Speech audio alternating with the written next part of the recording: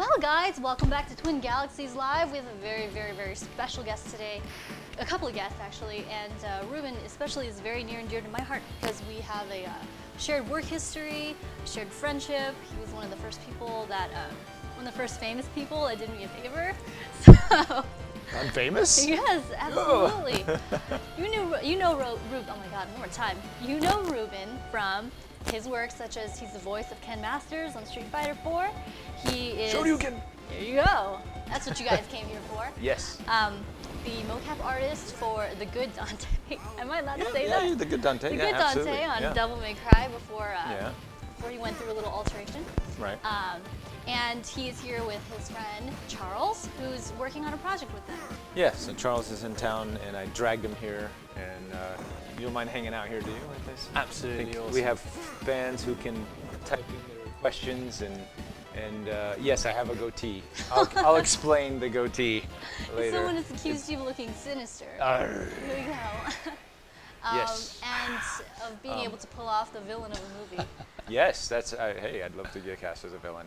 I was actually talking. I actually had an interview on the way here. It was kind of funny. It was like, and then a guy named Mike, and it was like, hey, Mike. So we didn't quite finish the questions. I'm like, hey, so maybe if you want to type in your questions while I'm here, we can finish the interview here on this thing. That's so funny. Absolutely. I was talking to him about villains and being the hero in Devil May Cry, and how freeing being a villain is, and how in films, you know, you always watch films and you see like Gary Oldman or some of these guys that are just brilliant actors doing really brilliant work as villains, and they usually make their breakthroughs in the villain role, like you see them in the villain role, and the reason is because the producers usually don't care what they do. Interesting. They give them complete freedom to do whatever they want to do. So they can go crazy with it. And so when you're playing a villain, and I've noticed this playing a few villains here and there, you have way more freedom than you do when you have when you're playing, like when I was playing Dante or Ken or something. You have this kind of, all the producers are really trying to, it's got to be like that or this, and very controlling, and it's really hard to open up and do what you know. Actors act, do. Yeah, and do your thing. But, and villains also don't, because heroes are, the audience is usually looking through the hero's eyes, and heroes are there's a special archetype and a direction, and they have expectations. And it's got to be this, and he has to go through this growth period. Villains can be whatever you want them to be. That's usually. The fun part. That's the fun part. Is that the more unpredictable they are, the more senseless their actions. Exactly. So yes, I have a goatee, and I'm ready to do some villains. You're trying that on for size.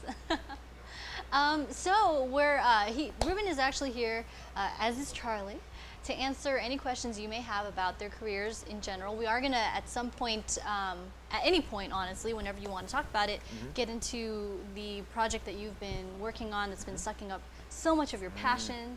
My time. Your time. 2 months. Your resources. More than 2 months. 2 years. A year and plus, but 2 months recently. Very cool. All right. Well, let's see. So hence having this. Should I get into that or no?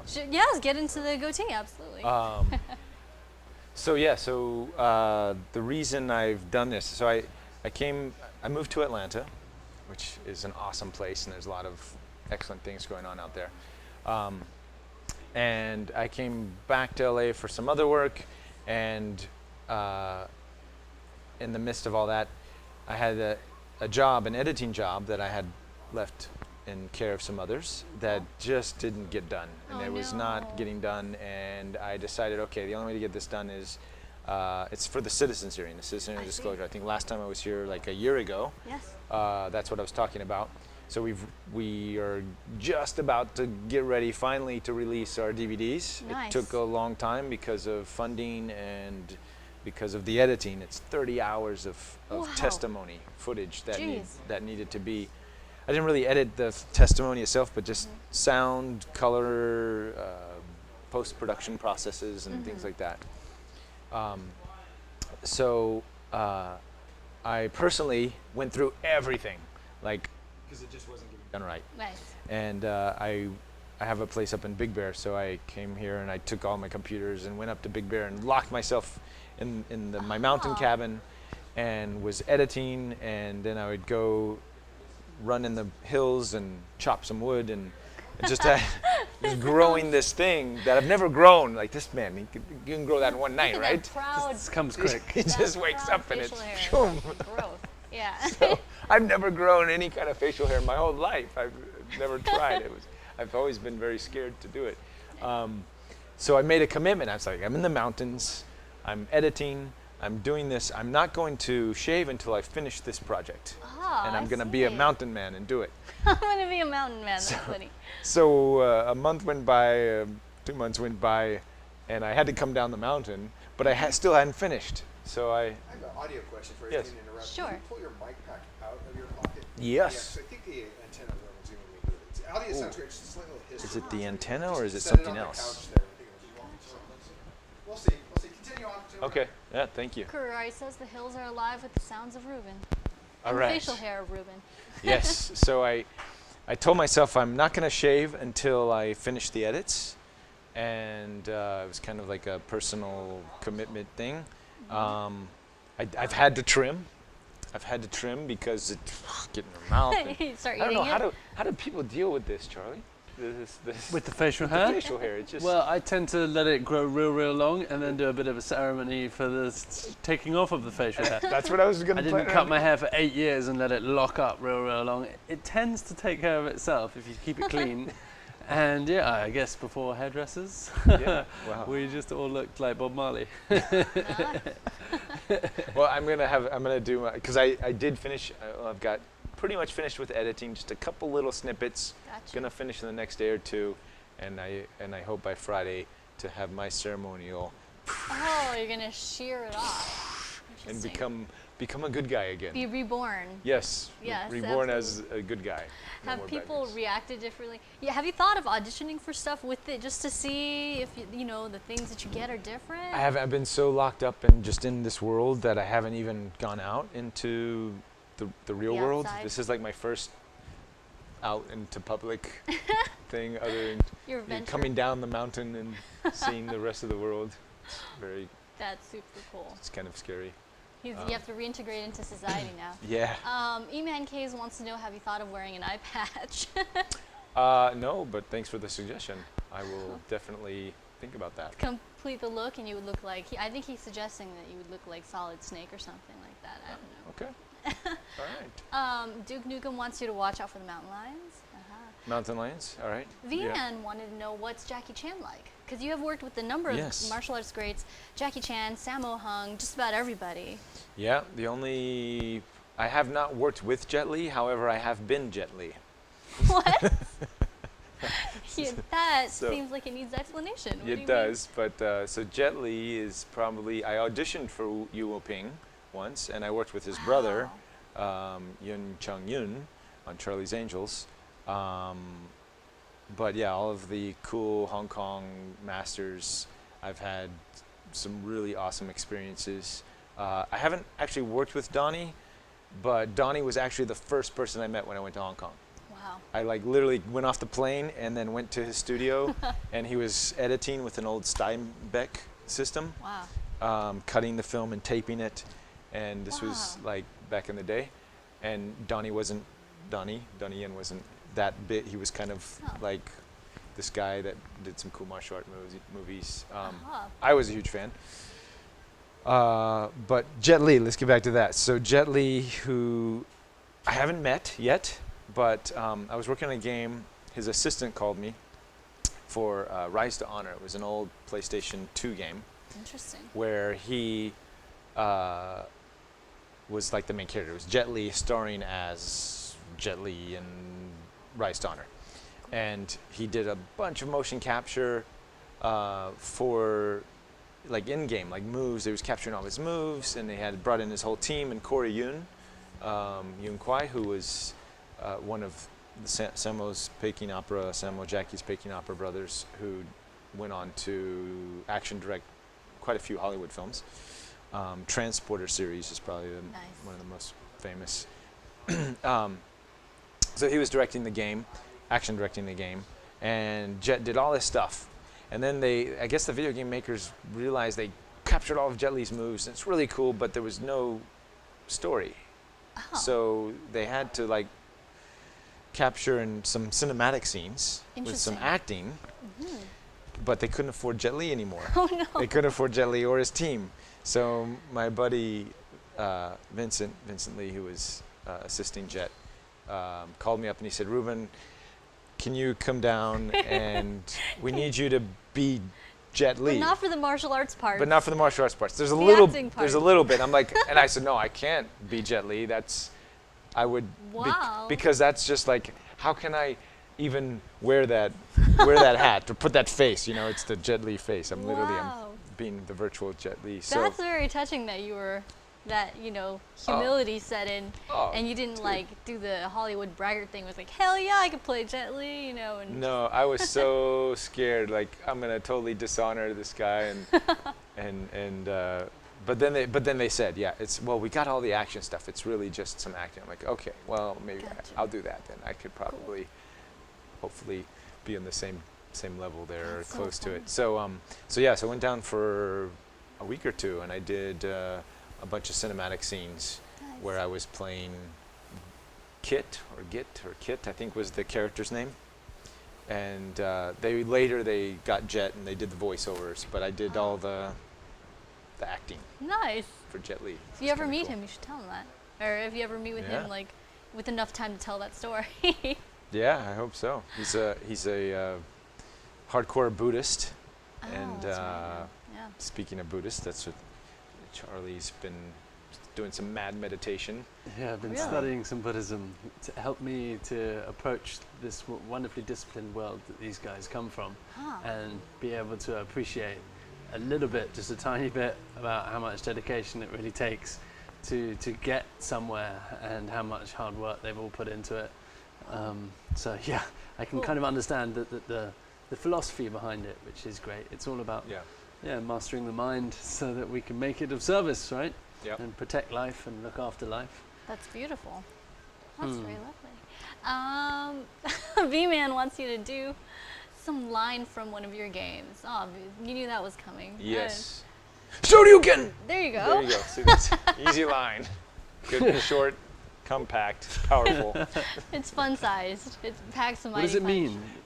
Shoryuken. So Sho is Ryu is dragon, and then Ken is punch. Sho. What is Sho? What is the kanji for Sho? Somebody else probably knows. I'm sure there's somebody will Oh, tell me. But Sho is. yes. I can't even remember the kanji now. So this is on a 45-second delay, but Oh, I'm sure okay. somebody out there will, when Yeah, your question somebody goes will- out into cyberspace, they'll respond. They'll write it. But it's like Super Dragon Punch, basically something. Okay, the- cool. Those are the three characters. Super Dragon How Punch. awesome is Mate, that? what a line, bro. And Hadoken is Hado is like energy wave, and then Ken again. I think Ken is still the same Ken. It's still the Just punch, kablam. but it's like a punch, but it's an energy wave punch. So like the Chi Masters send those balls of Chi, Yeah, that's what the Hado ring is. the bell from across the room. Yeah. Yep. The serious one of those. So we have some questions coming in fast and furious. Oh, we've got an alien question We about do Nordic indeed. aliens. Well, let's get through. These are rapid fire ones. It looks Okay. like. Treat my friends. Anyone special you would like to work with? Asks E-Man Caves. Oh wow, yeah, we got a ton of anyone that I'd like to work with. Like that I haven't worked with already. Sure. Okay, or that I could work with. Let's see, who have I not worked with that I'd love to work with?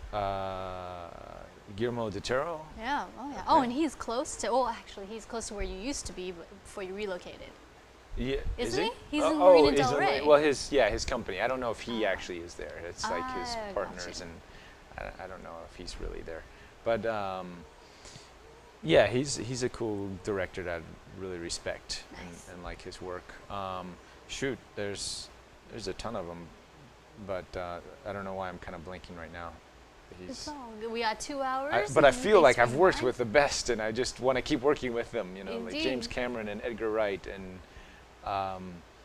Peter Jackson and Steven Spielberg, and Sammo Hung and Jackie Chan, like Yeah. all these guys. I would do anything to work with them again. And Andy Serkis.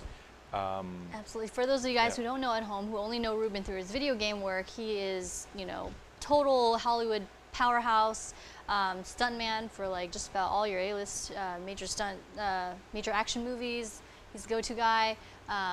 Avatar, whole bunch of movies, all the ones he just listed. So I'm sure he's got insight into stunt work as well. It looks like somebody here. Duke Nukem wants to know if you have any advice for screenwriters, because you do produce as well. Yeah, screenwriters. I don't have a whole lot of advice for screenwriters because that's a tough one that I haven't really had a lot of success in myself. I know some screenwriters, and I know they work hard. They're always writing. So I guess my advice would be just keep writing. Just write, and create libraries, and then it's about networking and literally being kind of like in this town, if you're a writer, a producer, a director, you're constantly having to network.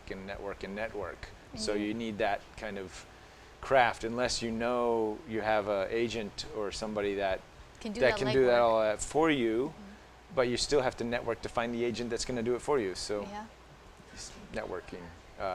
Write a lot and network a lot. That's my advice. It's very sound advice. I like that it wasn't some bullshit advice, like, like really find out what you care about. You know what I mean? Like, you gotta do that too. That's ultimate. You gotta definitely. But putting in the sweat equity, and then like doing the smart networking thing. Is definitely two things. That's you gotta put. If you've got the talent, if you've got the good scripts and they're there, what good are they if they're just sitting in a pile at home? You got to get them out there, and sure enough. And you have to find the right people that know the right people to make it happen, or you just go do it yourself.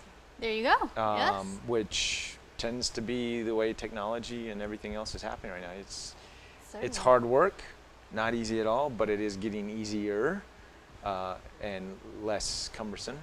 So you can even take it up to the mountains, do it there while growing a mustache. It is getting Guys, that easy. Can I ask, what's the Twitter or website for this? I can share it with my friends. twingalaxieslive.com. Okay, thank you so Twin much. Galaxies Live. Somebody here, speaking of mustaches, Fuji Man Eats Rice says sexiest mustache award goes to. Really? There you go. Maybe you should Okay. keep it. Oh, You've already got an award for it. I got an from award. Nice. Fuji Man Eats Rice. Thanks, Fuji Man. So let's get to that alien question here. All right. Face Poppies, I believe, was here last time you were on Okay. as well, so Oh, he cool. clearly remembers a subject matter that has really captured your interest. Yeah. Have you ever encountered a Nordic alien? You're going to have to educate me on what a Yes. Nordic alien is. Well, Nordics can be confusing because this is also known as Pleiades, but there are the tall whites, which is different from the Palladian race. So you learn something new every so day. Nordic doesn't actually refer to people like aliens that people encounter in Nordic regions. It's more It's their their appearance. And the Pleiades tend to be the so-called, now I've heard different things, but the Pleiades, a lot of people who have encountered them, they kind of your typical Nordic, tall, blonde hair, blue-eyed. But from what I've been hearing from the Pleiades, from my interaction with the Palladians, they have been telling me that they're all over the map. There's all kinds of Palladian species kind of things or whatever. So I think in some of the other books, some people have had encounters where these Palladian beings have showed up, and they look to be kind of Caucasian blonde hair. So then they think, oh, those must be the Nordics. But then there's this whole other race called the tall whites that is not necessarily Palladian, and they are like straight up blonde hair, blue-eyed, and there's even some new information coming out that like Hitler and the Nazis had encounters with these guys, and that's what created this whole kind of crazy mind of Hitler of eradicating anybody who wasn't blonde hair, blue-eyed. So like he might have thought it was- If you Google Hitler and Greys, you can see some incredibly photorealistic images of Hitler with these aliens, and if they have like prosthetics or CG kind of makeup department, they're really good. Yeah, They're I'm sure really it good ones. Most likely is probably some new Photoshop. pictures, but I don't know. Who knows? Is the idea there that he might have encountered them and thought they were some kind of super evolved form of being, and that's what made him feel Right, like and he kind of, now from what I've heard, the Nordics themselves don't see themselves as a, well, let me take that back. Okay, so I've talked to a Zeta Reticuli being. Okay, and we're going to get into all this. I got stuff to back all this up. We're going DPB, and I'm going straight into it right now. So I was talking to the Zeta Reticuli being, and he said that the Nordics do have a very fond, like, kind of a bit full of themselves in a way. You know, I guess his perspective as an intergalactic being looking out at the, you know, he's like, these beings tend to be a little more egotistical, I guess, in a way, but they're still like super advanced, super loving, super caring, and somehow the messages got crossed maybe back in the Hitler days. This is the pieces of the puzzle that I'm putting together through all the different pieces of information that I'm getting. And so I think Hitler did have some interaction with him, but kind of went extreme with him. into a completely different direction. Flew off orbit, and the beings themselves, I hear, are very lovely and very compassionate, and they're all about trying to help Earth out with its, you know, karma and create a nice place here on Earth for everybody to live. Interesting. Live in, anyways. Yeah. So yes, I'm talking to aliens. That's my new project. Well, That's one of my new projects. Face Poppy said, "Oh, Face Poppies, I'm gonna have to." Okay, so everyone in chat will notice we've dropped a number of links, and we will be doing so throughout. Clicking on those opens them up in new windows and allows you to check out citizenhearing.org, the campaign that's associated with that, as well as a trailer which will pop up for his new project, which I'm sure we'll get into as well. But I want to get Face Poppy's comment here. Here it is. He says, "I'm not joking either. My neighbor told me the story about an encounter she had a few years ago while camping, and she's like a totally no shit kind of girl, and she described these blonde people, and I looked it up." Interesting. Yeah, it could have been the Pleiades, it could have been the Nordics, unless they actually told them, said, "Hey, camper girl, we are, you know, whoever from whatever." You know, that's, you know, a lot of times they don't, from what I hear, they don't necessarily say who they are. You kind of have to ask them. And is there a tall black person race? You know, I think, from my experience, like the Palladians are literally like us, like the human race, where we're just a mixed bag of all kinds of stuff. Okay. But I think maybe some of the early encounters that people have had were with these kind of Nordic-looking beings, so they assumed all Palladians are just like, it's all like that. Like Nordic Germans on holiday. Yeah, exactly. Yeah, hello, Earthlings. And they're all meeting in Switzerland with Billy Meyer and all This this. is terrifying. Face Poppy said, she said they kind of put her to sleep and showed her a flooding city. That's ominous. Do they do that? Yeah, a lot of people have been shown visions of possible futures that and yeah, they a lot of times they wipe your memory, so they'll have I don't know if the Nordics have a hybridization program. This is terrifying. But it sounds very ominous. A lot of different races, especially the beings from Zeta Reticuli, have a lot of hybridization programs where they're actually taking us humans and they're taking our DNAs and eggs and sperms and all that good stuff and making a whole new race. And is that to adapt us to certain things, to help our evolution along, like eugenics? It's more to help their evolutionary process along, but I'm sure because by them interacting with us, they're creating some kind of karmic thing, which maybe has already been in the past, but they are this is the very basic in a nutshell story. I'm sure there's more twists and turns as it unfolds, but the basic nutshell is these gray alien races, or this one particular, like the one that's doing most of the stuff, is almost like a artificial intelligence type of race that's self-copied itself so many times that it's having a hard time in its evolutionary state of evolving without copying, and it's kind of maximized its evolutionary potential in its Gotcha. genetic makeup. So they need to add to the pool. The So gene in pool. order to continue its evolution, it needed to borrow some genes from somewhere. Interesting. and And we al- were a match. And well, and yeah, and we have all the right juices to make to help them along in their evolutionary process by creating a whole new different race of hybridized human DNA with this alien DNA to. Now I just came on here and I'm starting to talk about this stuff. There's no place of reference. People are thinking I'm nuts. This No, guy. Websites up Chimpy there. says People no can such check out thing this as- stuff. Well, the website doesn't even really go. This is like I'm just completely so. It's like, well, If Chimpy. people, I mean, maybe people followed the last time I was here and we got into the peanut butter a bit, but Yep. but we can back up and I can re-establish where it all started and all this Sure. stuff. But just yes, the story. I'll continue with my story and my and how I understand it is.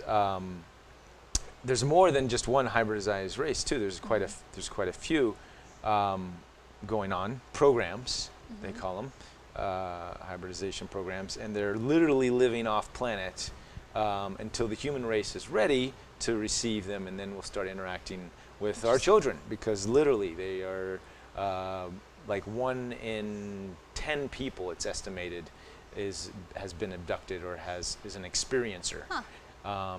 Is kind of, I don't know exactly how they got the math, but if you go to a party, start asking around, get everybody together, and there might be somebody there out of 1 in say 20 people at this party who actually said, you know what, yeah, when I was such age or something, I used to have these dreams and these visitations, and I thought it was all BS and made it in my mind, but you'll be surprised. I've talked with dozens of abductees who have had these experiences, and I've talked to a handful of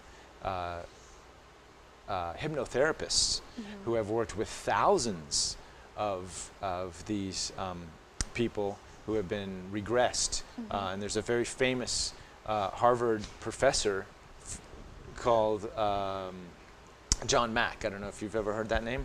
Okay, and he worked with Bud Hopkins. He actually was on Oprah, and he had hypnotically regressed over 1,000 people, I think.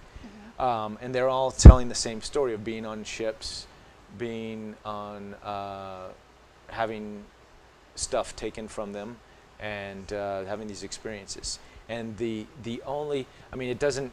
You have all these completely different people from all over the planet with all these same experiences. The only logical explanation is they're being abducted by these beings. Interesting. Now, I know this is a topic certainly that will put a divide, that will divide our chat here. There are some people here who are fully on board with the peanut butter situation. Yes! Right? Peanut butter buddies. Beasting here is of the belief here that in our DNA there's a link for all the races because it all started with humans about 20 billion years ago, and mentioned earlier about how our DNA contains the makeup that they need. There are some people who are like, aliens aren't real, and I'm sure you get that a lot. Okay, so we'll start off with aliens aren't real. I will challenge, that is the big question that I think will, that I can absolutely, confidently, absolutely 100% prove beyond a doubt. NASA's already done it as well. There's all sorts of bacteria on Mars and stuff. Oh yeah, that I they've mean, recorded. but let's go like even deeper. Why are my hands like this? Let's go even That's deeper. an impressive wingspan. Yes, let's go deeper. Anouk McDowell.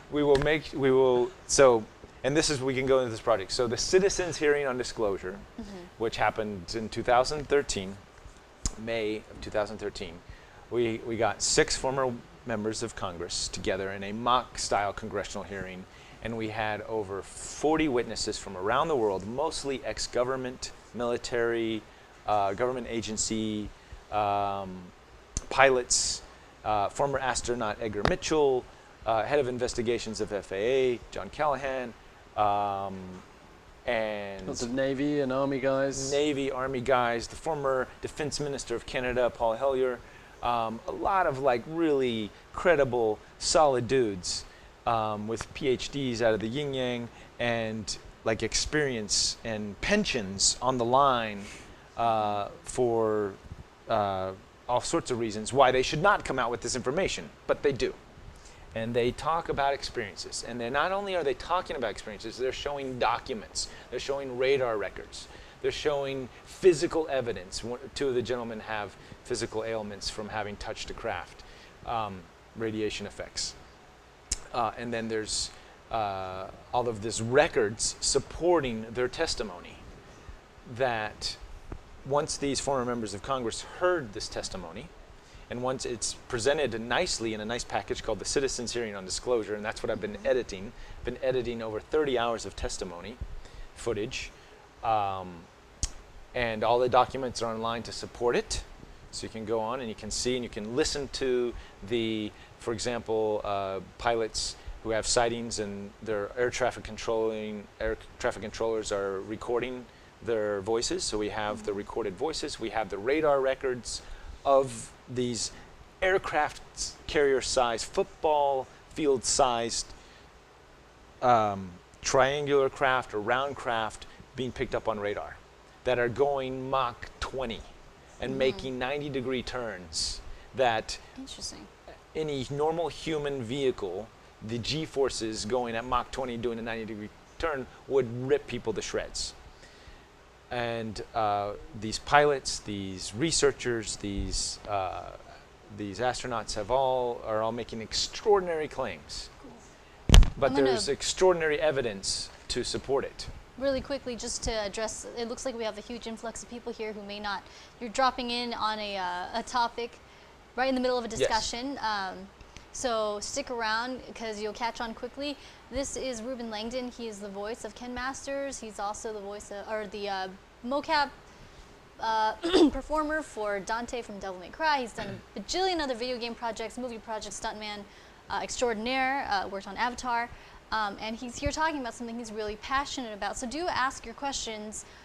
In the meantime, he'll get to them when he can, but he's I'm explaining why ETs are real and how we have them interacting with us right now on this planet. Good theory, though, right? It's not a theory. So the theories. When I was talking about the zeta reticuli and the hybrid, well, actually, there's so much evidence in the hybridization programs that we'll get to that. But right now, what is beyond what 6 former members of Congress sat through this 30 hours of testimony, and what I challenge everybody who does not believe in aliens to sit through this testimony.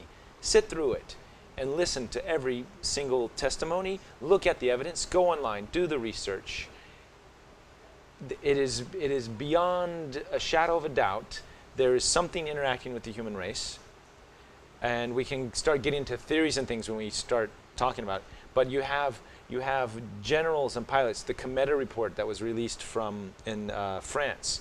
The top generals and top scientists of France all got together. They published a report. You can get it online called the Cometa report. I highly recommend you read it. And they all said collectively the only logical explanation for all this craziness that's going on is an extraterrestrial beings or races engaging the human race. It's the only logical. So we have the smartest people around the world who are saying this stuff. Now, Sir X Smokes a lot says, so where's the hard proof? And he's not really on board with people offering testimonies, but you said yes. So the hard proof, if you watch the hearings and then go online and you can see lots of the proof. So the proof we have, beyond a doubt, is radar records. Radar records don't lie, okay? They're there. We have documents, government documents released by the Freedom of Information Act. Mountains and mountains of them. Not only by the U.S. government, Freedom of Information Act, but we have other governments. Brazil just released 2,000 documents last year on their research on the extraterrestrial phenomenon and how it's engaging with their military and their pilots and everything else that's going on within their country.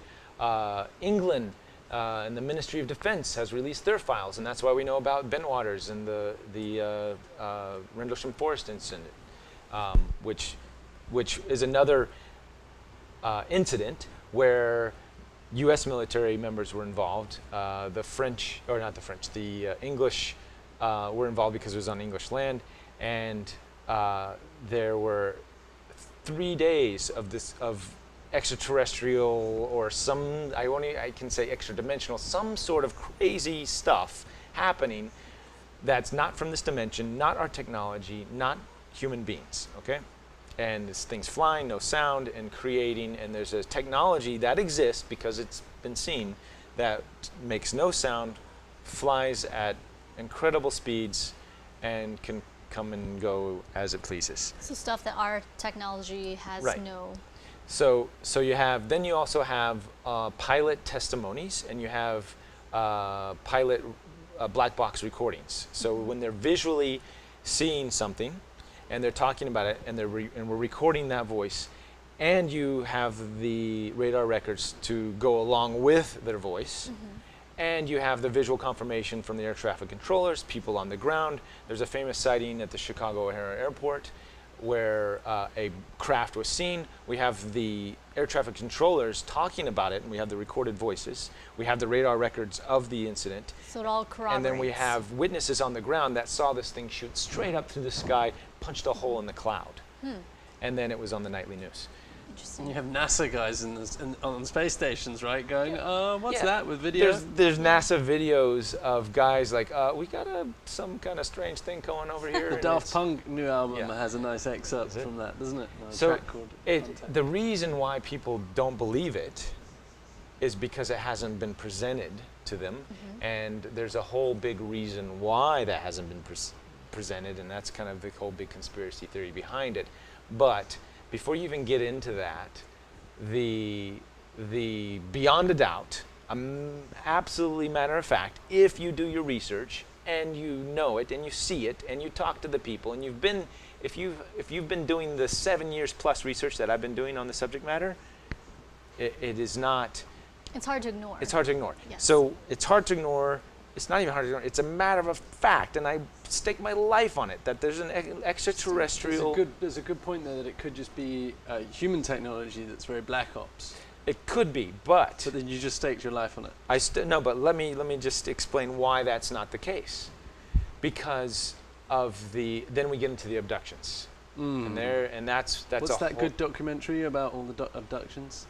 That goes through all the thousands of cases of people completely isolated, never met each other, with exactly the same story. There's quite a few out there. I don't Quite a remember few. It's interesting. I'm really Yeah. enjoying watching the chat light up, Yeah, guys. what we are are we- definitely reading it. A lot of people who just don't buy into it. Some Sure. people who are definitely, open-minded about it. This chat is about a Yeah, dialogue. well, let me challenge this to the people who aren't open-minded about it. How much research have you actually done?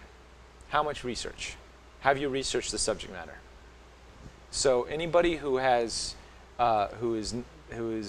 disbelieving, disclaiming that an extraterrestrial race is or whatever, a presence. Because I'm not going to get into the details. That's where it starts to get hypothetical and stuff. But let's just forget all the details and just say, basically, an extraterrestrial or extra-dimensional or some sort of out-of-the-ordinary presence engaging the human race. How much research have you done on that? And if you look at the research, and if you look at the evidence, it's undeniable. And we can get into the is it some sort of higher technology that the military is keeping us from?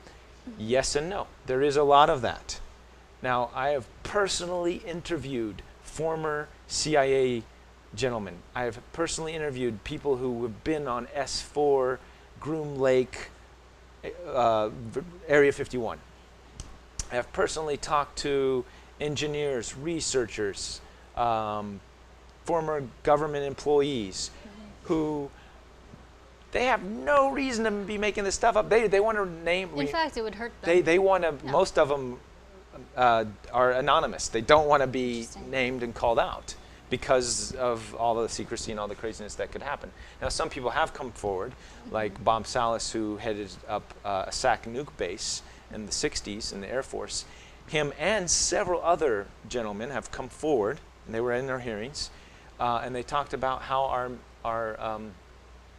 our nuclear missile silos had been tampered with, constantly being tampered with by some sort of big black flying saucer up in the sky, Right. and they're down in the bunkers trying to figure out what the hell's going on, and then their soldiers are calling in, and we've got soldier testimonies as well. So that's another thing. So you have the visual soldiers seeing their stuff. We have the actual SAC nuke bases going offline, and we have the computer records and newspaper clippings of the talk about these things. There's incident after incident after incident since 1947, since the Roswell crash, that these things have been going on. Now, there's a prevailing theory people have about how people who buy into what you're speaking of, they say that the reason why this isn't more widely known is because we couldn't handle it, that there would be mass hysteria. Do you subscribe to that as well? I don't know, how hysterical is everybody out there? Well, They're calling me a nutcase, and that's it. Yeah, So. I'm sure this is a reaction that you get often and stuff, because I'm very used to it. People are, and you know what's funny is like where I stand on the subject really is like I'm very much a skeptic in general, but I have met people that I've met a lot of people that I've known for a while, right? Yeah. They're friends, normal friends. They know them really well, and then you get them to talk about something, and occasionally one of them will be like, they have like these unexplained things that happen to them that they wanna, like in their head they're like, it was, I lost time and this weird thing happened, blah blah blah, but like their own skepticism like prevents them from saying, like conjecturing what it is, right? Yeah, so, and that's where, as a society, that's kind of where we're at. We don't want to believe in that necessarily, because the implications, the complicated implications are mentally kind of hard to deal with. So it's very hard to deal with where we're at. If you have to take on any of the kind of civilization busting environmental problems that we face and actually go, oh my gosh, my children are growing up with this, how do we solve it? They're so huge, it's much easier just to stick with the distractions that we kind of indulge in. Right. But if we can, then it's a lot more fun. Yeah, you get to work with cool people like Jim Cameron true. and Steven Spielberg and all these guys making films like Super 8, and they're all exploring the themes which your research has uncovered. That the what is it? The kind of political forces want to keep hold of the technology, and it upsets the political balance a bit. So kind of the overall consensus of the researchers and everybody in kind of the ufology, it's actually, that's the sub, this is an actual ufology, that's the title of the subject matter. If you're a researcher in that world, and I guess I would consider myself a ufologist at this point. Before I was just a filmmaker, but now I've been researching hardcore. UFO film. I'm a ufologist. A ufologist. So the overall consensus in the community is the reason for the suppression, number one, was during the Cold War, 1947, the Roswell crash was like the big crash that put things on the map for us. There was crashes on the record previous to that, but we obtained a lot of the technology. So a couple key things happened in 1947. The National Security Act was formed, the CIA was formed, and the transistor was created, right? I believe in 1947. So, and then shortly after that, we had things like fiber optics and circuit boards and all this other stuff that happened very rapidly right after 1947. The guy who got the Nobel Prize for explaining how a transistor works is well into this sort of thing. Yes. So well ostracized. And if there's a great book called The Day After Roswell by Colonel Corso, who wrote it just before he died, is pretty much. And you can find him, look him up on YouTube, and you can see he was on 60 Minutes. And he was directly involved with the Roswell incident. And the big cover-up at the time was we were engaged in the Cold War. We had access to all this technology now that just fell from the sky.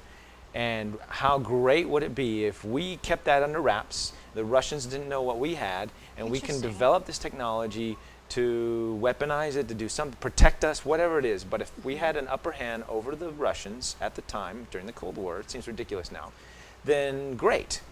So that kind of happened. Very myopic view of what that technology could be used for. Right, and there's all kinds of things. And actually bodies were recovered. I think at least one body was recovered from the Roswell crash. This is this is all testimony, mountains of testimony that happened. I talked to Jesse Marcel Jr., who was the son of Jesse Marcel, who actually was the first military guy on the scene of the Roswell crash. And before he turned the materials in, he stopped by his house and he let Junior actually hold the stuff in his hands, and he saw it, and then Wow. you hear him as a 10-year-old boy describing this alien technology in his hands. It's phenomenal testimony. That's in the hearings as well. So the Cold War was this, essentially that was the key reason to keep it a wraps was, hey, there's some Russians out there. If we have the upper hand, if they don't know what we have and we have some cool stuff and we can develop it, then let's do that. Over the years, this kind of secret government started to be formed. There's it has many names, the Majestic 12, and there's documents out there that point, and these documents have been checked and rechecked, and they seem to be very legit, that this kind of sub-governmental group that became separate from our government. In fact, through this testimony of anonymous character that was also submitted in the hearings, he testified that he was working for Eisenhower, and they were literally almost going to combat each other. This group, this Majestic group, and Eisenhower, and they were literally keeping secrets from our own president, which happened after a couple presidents afterwards, where now and our presidents have no idea what's going on, but over the years. Anyways, I feel like I'm going off on a tangent. It's a very large subject. It's a large subject matter. We can cover a lot of stuff, but basically there are reasons for the secrecy. Now it has grown so big, and because our entire global infrastructure is based on an petrol oil economy, and the technology itself and the ideas of some sort of technology that doesn't run on combustion is the key reason for keeping it a secret now. So that is the where we're at today. It's gone from Cold War to keeping humanity enslaved to the petrol oil. So the reason that we're not really enslaved. We're not really enslaved, but keeping people in the dark, yes. and kind of let people think that all that there is the combustion engine and petroleum-based ways of getting around on this planet. That's where things are at. So the cover-up or need for secrecy or perceived need for secrecy has remained the same, but the motivations for those things have changed with the times. Yes, is what's changed with the times. Gotcha. And people thought after the Cold War, in fact, there was an actual big push. Clinton, there's called the Rockefeller Initiative, where Lawrence Rockefeller was working with the Clinton administration, and John Podesta, who's now Obama's Secretary of Defense, I think. Don't know. Who was ready to put all this information out. And they held meetings, and there's a lot of information out there about the Rockefeller Initiative, where the Clinton administration Bill started asking questions, and Lawrence Rockefeller knew about the extraterrestrial presence, and he said it's time for the people to know. He was going to spend $3 million on a front page newspaper ad campaign in the early 90s, to release all the information.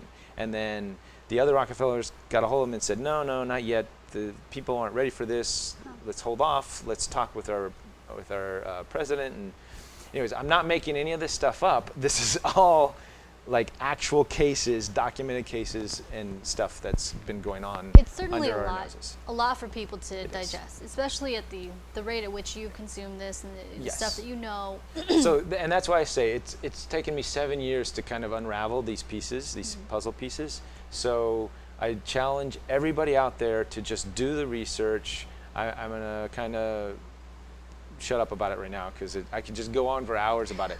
And there's a there's a bigger reason to why this information is so important. And I feel like we get lost in the are ETs real or are they not? And at the end of the day, it doesn't matter. That doesn't matter, because there's greater things at hand and greater issues that we need to get to than whether ETs are real or not. So that was just kind of my doorway into discovering these greater issues, was the ET issue was discovering that we're not alone on this planet, and oh my God, there's more to life than what I'm just perceiving it in my little world. But that is not what I should be talking about anymore. It's time to move on. Can I just It's quickly okay. try and Yes. support you a little bit? A lot Yeah. of people talking about like, where's the evidence? You've got like laid out like a mock trial with Yeah, we've got evidence 30 presented hours of by evidence. the highest level witnesses. Citizenshearing.org.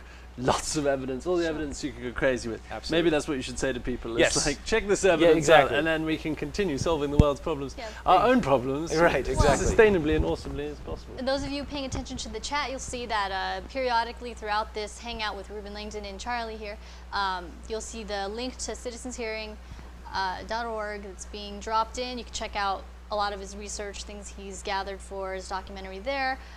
There is a trailer for, I think it just scrolled by as well, but there's a trailer you can watch. I never claimed to be abducted, by the way. Somebody said I've not been abducted. A lot of- not consciously. He's no, abducted me. I've abducted this guy 4 this beers. week.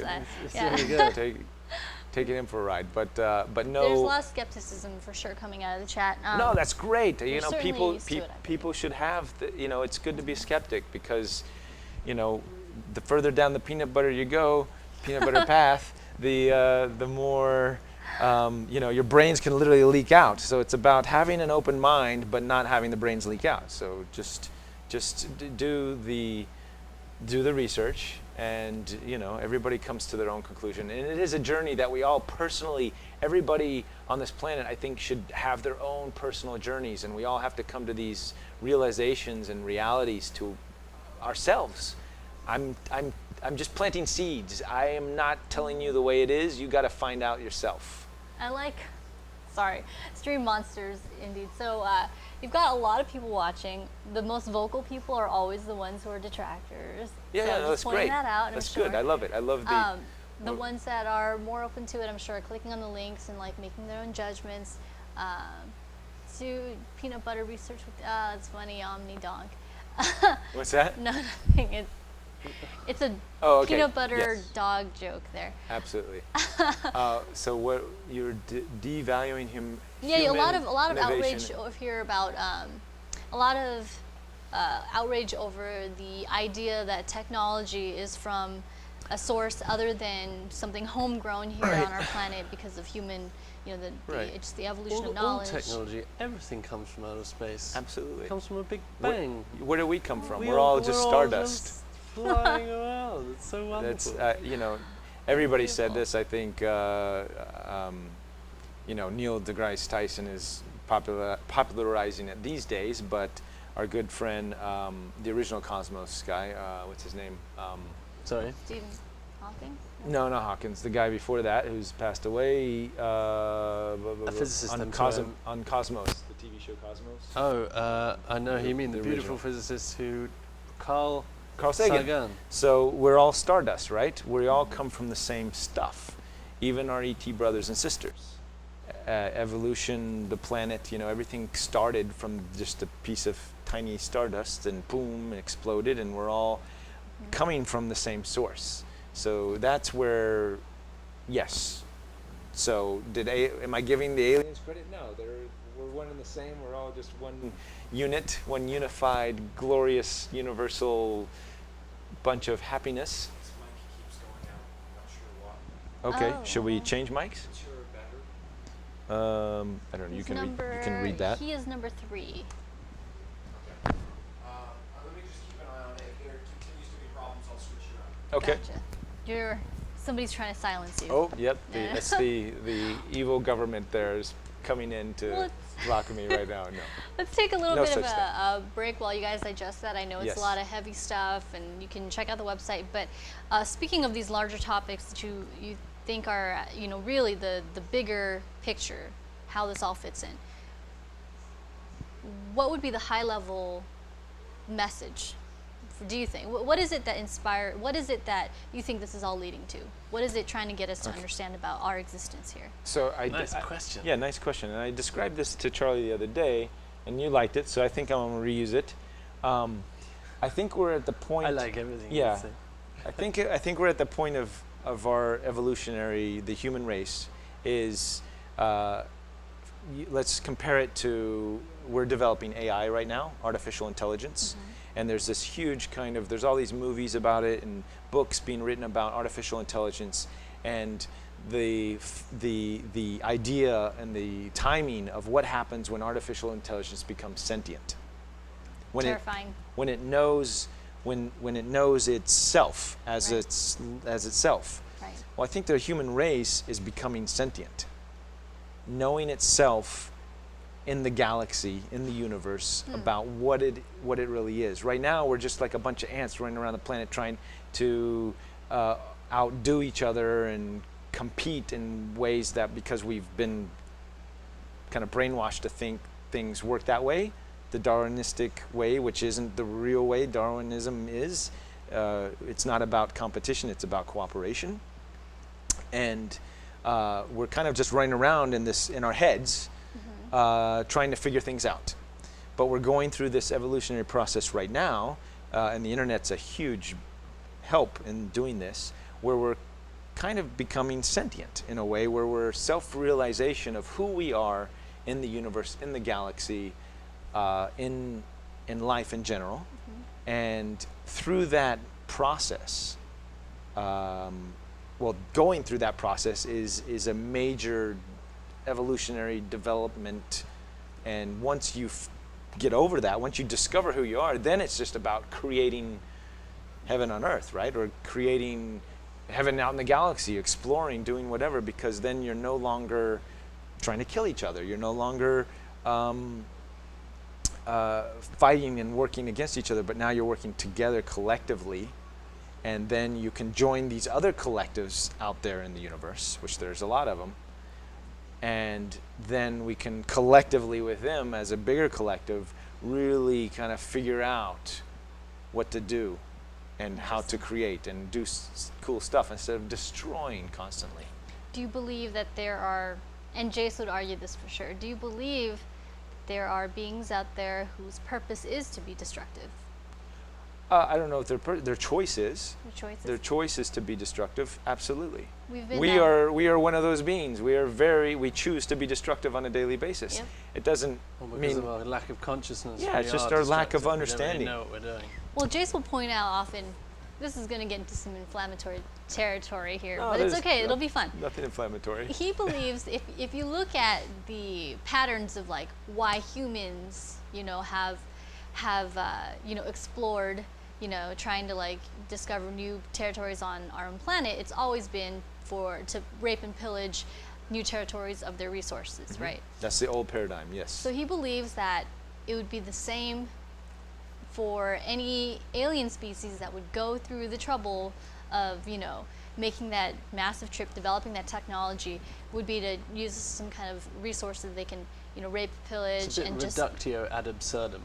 Only seldom do humans go out to war or rape and pillage. It's the small, tiny fraction of the time. Most of the time, humans are out there cultivating the land, and most of our history, hunter-gatherers, we are mostly gathering and looking after our families and making babies and loving each other and having an awesome time. Sure. So, and when you look, when there's a disaster, people will get behind and donate money to Haiti, and they all really try. So it's strange to say there's bad behavior there, therefore their primary behavior will be bad. It's not statistically True, indeed. And I think one of the other things is why there is, I do believe, yes, there probably are alien beings out there that are a bit destructive and going around raping and pillaging. I would say that's going to be on the minority, though. The reason being is, look at us as a human race.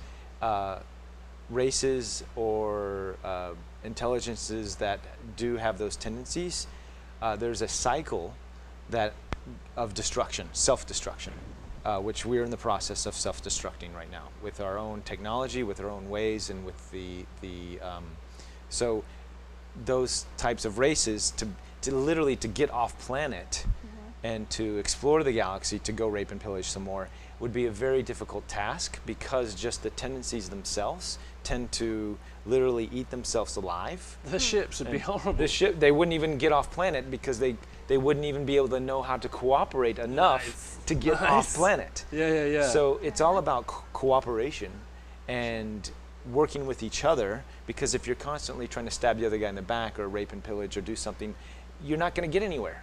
Evolution stops. You can evolve off planet. So you're saying the ones that are motivated to be off planet, to make those leaps and bounds, their motivations have to be stronger beyond just the visceral, like, base nature of wanting to Rape eat and up, pillage, yeah. eat up some resources, Right. do stuff that's hedonistic, and then move on and do the same to Yeah, another because planet. look at us as a human race right now. We are, some will argue, are we destroying the planet? The planet will survive, yes, but we're destroying ourselves with the way we're treating the environment, with the way we're treating each other. We're literally just self-destruction, cancers to ourselves. Why do so many people have cancers? It's because we're self-destroying ourselves from inside. Can I bring another aspect to Yeah. this? Is that the older religions, like the ones with books that say this is the only true word, which in the Torah or the Quran or the Bible, these relatively young religions, they are very kind of similar in their structure, like the Egyptian Book of the Dead. They're kind of political tools, you could argue, because they're so tied into the culture that controls them. But if you look at the older religions, where it's more about you are not Atma, which is Atma, which is an external god, but Anatma, where it's an impersonal god. In the Hinduist, Buddhist, where they have thousands of books and a shelf full of books from the Theravadan Buddhist canon or something, they tend to all have thousands of beings and planets and different creatures in the universe. Right. When they look at the skies in our older cultures, they would look at the skies and they would, in their imagination, be full of beings and interacting for a long time. And traditionally, And when just you add reach- to that is are the native cultures, indigenous cultures from around the world, from Africa, and these are which still exist in certain remote areas, but the Amazon, Africa, Native American cultures, they all have, if you look at their belief systems and their religious ways, they're very similar to and to what George is technologies saying for right now. communicating with them. And when I go and I meditate in Stonehenge and I explain the geometry, like in our book called The Theory of Asymmetric Electrical Systems and Quantum Vacuum Energy Extraction, which has all the largest physicists on the planet all going on about this stuff, and I go and I explain the theory, like balls of light drop out of the clouds and my favorite shape gets made in the crop circle, which is the logo for our Sustainable Media Cooperative. And it's like, when we raise our consciousness up enough, we can see this aspect of ourselves, and it's because it's within us, it's part of us. And when we're like still like down at a level like that, it will fry us. We would run in terror of ourselves from the purity of these beings. Like if you go in a room and you're vegan at the table at lunch, at supper, everyone is spitting and hissing and there's much gnashing of teeth. When the Buddha laid out his stuff, there's so much gnashing of teeth. All you're offering is a way that everyone can live harmless and free. Yeah. If you got a being coming down with a light ship full of compassion and love and you're sitting there at war and tribal paranoia with someone else's book, I mean, it's like, get the hell out of here! They shoot them, is what all this testimony says. It's like, get out of here, this is my whole ego, my idea of myself. Oh, I love being a hippie. It's so good. The chat was very funny and animated as that began. I guess we can get some of the questions, but essentially, so getting to Chase and bring that up to him next time, that the only logical... No, I'm taking my steak. And if you... Hold on to that. No. If you just look at it from a logical, pure logic, I'm not talking woo or anything, the only logical way to get off planet is for cooperation. Why aren't we off planet? We started to get off planet when Kennedy was president because we're all working together as one country united to get one mission to go to the moon, right? What happened to that? Now it's about stealing somebody's oil over here and doing that and Well, going the and Mars doing this. mission's quite a Right. cool plan. The Mars mission is awesome. Or even And the other missions we're working on. then there's other missions going on too. So collectively getting the planet to work together for one cause, and all the minds, smart minds, and even the not so smart minds that can literally bring in the muscle to make it happen. But that's about cooperation, and that's about togetherness and living in harmony, and not trying to steal something or materialism or any kind of goofiness like that, which I'll say there's agendas out there to keep us in this old paradigm because certain people benefit in ways that I don't understand because I'm not in that consciousness, but certain people benefit from us running around like ants, trying Right. to destroy ourselves. Right. So, Easy to control. yeah, Easy to it is. I mean, direct those types of Right. people. The smaller you keep people's sphere of there's a word for it, sphere Yeah. of compassion Well, or something like. I- However Nice small, one. if you Yes, make sphere of compassion. their Very nice. if This you is make an their awesome interview, man. Everyone's like, I thought this was about Street Fighter. I know, that's the It's thing. just- And I'm sure we'll get into that, guys. It's Yeah. all good. But sphere of compassion is, I believe that's what it is. It's like the things scientific that method people- is flawed. Oh my goodness. Somebody just posted the scientific method is flawed. Well, I don't know. Yeah, I don't- okay. well, tell us how. No, I know exactly. Give It's us a like, good- a good if you got a evidence. better method in the They would moment, have to use evidence to they- prove it. right? go give us a better, go give us a scientific method to prove that your scientific method. Anyways, sorry to interrupt. No, it's okay. But- Like the sphere of compassion is the things that your average person can care about, right? And it's like if you keep them starving, then you're going to care about your immediate things keep them around angry. Yeah. you. You give people what they want. It's like the whole middle class thing, right? Like the bigger your middle class, the more people are comfortable with their the more things they'll care about, the more they'll tend to want to expand. So it is in every government and every, corporation's interest to keep the things that people care about super small, right? Keep them feeling like they need that new iPad, that new iPhone. Consumerism. That's Yeah. that's the new religion. I mean, and it's sad because there's a lack of community. We're all I posted this great post yesterday about how we're all into our technology, and I'm a super huge fan of technology. So don't think I'm against it, but when it's being used in ways to disconnect instead of connecting. Now the internet is a connective tool that's bringing the human race together, but people on Absolutely. Facebook all the time without connecting to real people anymore, Yeah. then there's this disconnection. And I think technology, there's a responsibility that comes with it, but we're all the advertisements and all the bombardments and consumerism, it's like, do this, have this cool watch, have this cool iPad, and you'll be cool, and you're gonna be, everybody's gonna like you more, and it's all about this. And people are getting away from religion and the dogma because of the dogma that comes with religion, but something great that came with going to church on Sundays, and something great about, the community of having, small town communities where we actually saw and interacted with people, and we sat at the dinner table and we had dinner with one another and our families, and that's not happening anymore. And those are the benefits of religion. So I think there's a lot of good in religion once you get the dogma out, and now it's about merging the two. So we've got we're getting rid of the dogma, which is great, but materialism not so great, technology wonderful, community awesome. Let's bring it all together, and merge it all into some kind of new form of, happiness. Let's use technology for Yeah, let's build some good starships. stuff. Let's stop building war machines right. and figuring out how to destroy each other. Because if you look at it the long term, I mean, once you destroy each other enough, there's nothing left to do. Yeah. You're destroyed. The proof is on citizenshearing.org. Citizenshearing.org. You Yeah. got like a proper huge case laid Yeah, out by never- 500 military personnel, political people, defense ministers. Never- Stop saying there's no proof. Never been done before in that, in the collective body of evidence that the citizen hearing is. It's going to go down in history, and I'm sending it to all the libraries and all the universities and everything, because the collective body of evidence that's in those hearings is just, it's never been done before.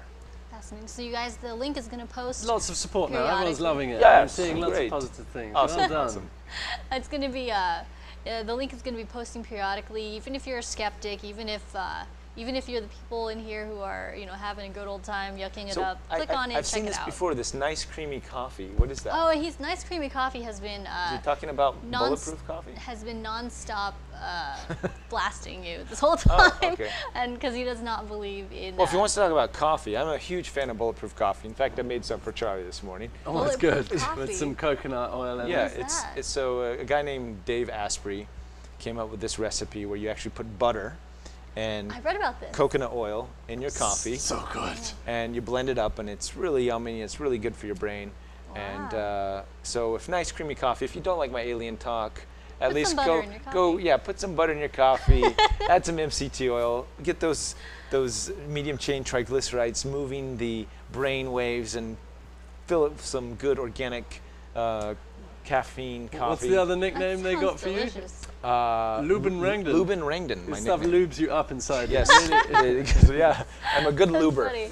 I like my lubes. Well, let's lighten up the conversation a little bit. I know Yes. you're a big, while still keeping it relevant, I know you're a big sci-fi person. Yes. For sure. Yes. Now, I recently However, watched, lately I haven't been that much into sci-fi because I've been exploring all this craziness of reality, and it blows all the sci-fi out of the water. Well, Anyways, but go here's the ahead. question though, Yes.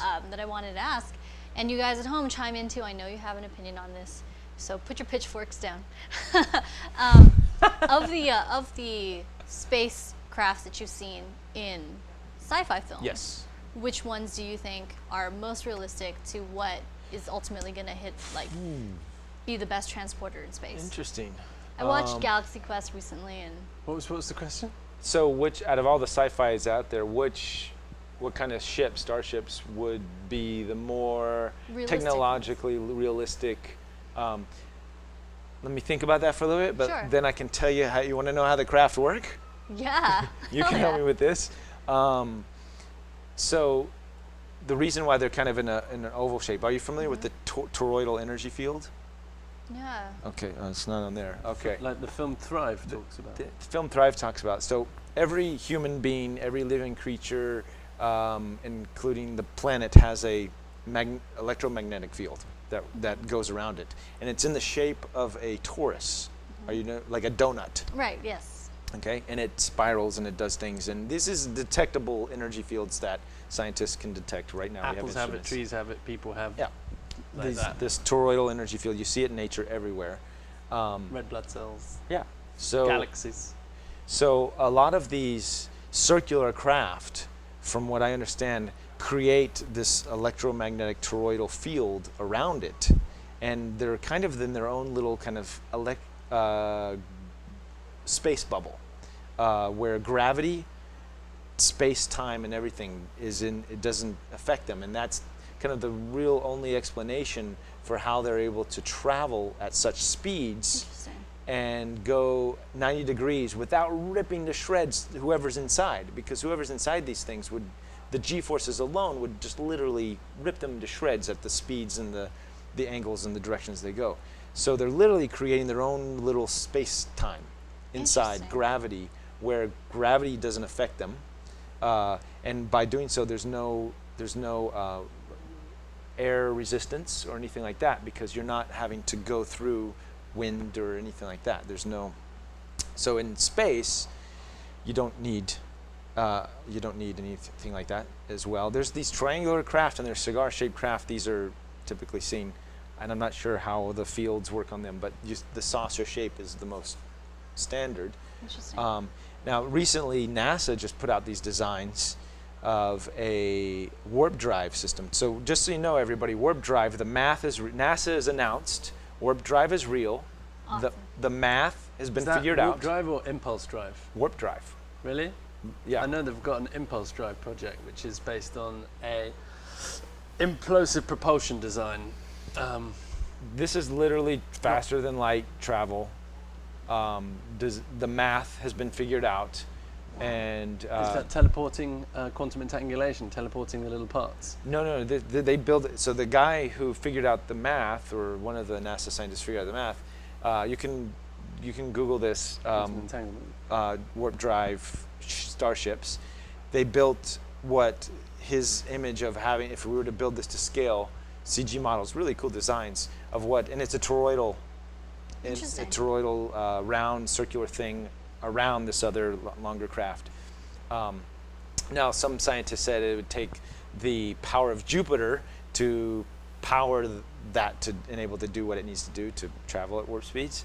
And then somebody just like a week after came up with a new formula where it would take like the power of the moon or something. Some Japanese scientists came up. So Still drastically smaller. exactly. Yes. So I talked to another gentleman in Nebraska who's developing a warp drive system in his garage. And Uh-oh. he's using, during heavy storms, So I'm no scientist, so I can't talk the lingo very well, but I'm fascinated by what's happening. So a lot of planes and things have gone missing in these extreme storm situations, and he's discovered, and it's very rare, but it's something that happens in nature when you have these kind of different energy forces collide. A literally space-time something happens, and he's been able to replicate, and I'm going to actually go film this guy, a bending. He's got this metal Is this Mike Waters? rod. No, this is another guy Okay. I talked to and investigated. Okay. He's literally bending, this metal is getting bent by this space-time warp field that he's creating in his garage. So I'm going to go film him. Huh. But anyways, and I talked to him about the NASA guy. and That's he's- terrifying. Why would you go over there? That sounds dangerous. No, it's Like, awesome. This is innovation. What if something happens It's and great. you If I get explode? warped into another dimension, then great. Then I can just, Oh no, I'll and have you're to- the alien there. I'll Careful, be it's not there. like the Philadelphia project where they Correct. ended up merged with the ships. metalwork of the ship, Yeah, that's coming what back and forth. that's what was said. So, So there's basically none of our sci-fi projects have necessarily created a ship that I would think resemble probably this. I think the Enterprise Really? is probably going to be one of the closest. I mean, it's got the big dish on the That's top. right, it does. Yeah. And, the little And then things it's got inside. these, the warp engines on the side. Oh and yeah, stuff. like cigar-shaped things on the Yeah. side. Interesting. And Gene Roddenberry was super tapped into some kind of higher consciousness, something. I think he had ETs come in and help him write that shit. Awesome. But yeah, I think probably right. I'm just thinking of all the different ships and things out there. You know Nikola Tesla, who invented alternating current, through Yep. which all computer games in the world have worked, and invented Radio robotics, control, radio the control, he- fluorescent lighting, yeah. X-ray, all this stuff.